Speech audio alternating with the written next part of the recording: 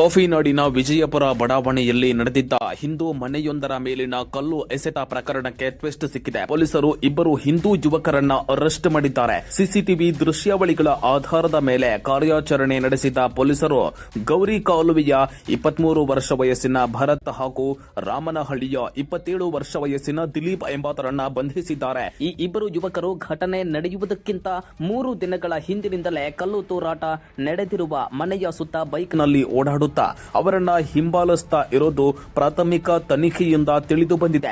3-4 ದಿನಗಳ ಹಿಂದೆ ಸರ್ಕಾರಿ ಕ್ವಾರ್ಟರ್ಸ್ ನಲ್ಲಿ ವಾಸವಿರುವ ಸುಧಾ ತಮ್ಮ ಮನೆಯ ಆವರಣದಲ್ಲಿ ಅನುಮಾನಾಸ್ಪದವಾಗಿ ಓಡಾಡ್ತಾ ಇದ್ದ ಈ ಯುವಕರನ್ನ ಪ್ರಶ್ನೆ ಮಾಡಿದ್ದಕ್ಕೆ ಕಿರಿಕ್ ನಡೆದಿತ್ತು ಎನ್ನಲಾಗಿದೆ.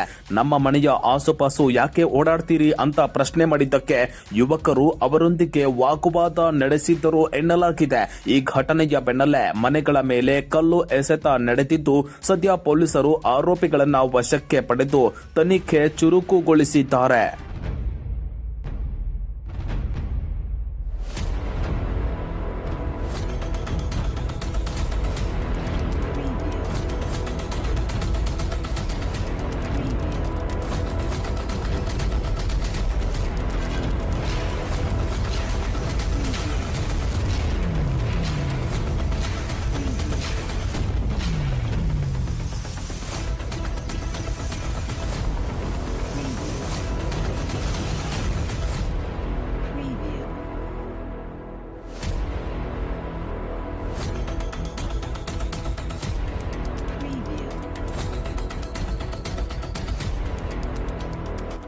ನನ್ನ ಪ್ರಶ್ನೆಯಿಂದ ತಪ್ಪಿಸ್ಕೊಳ್ಳೋದು ಸುಲಭ ಅಲ್ಲ. To the point.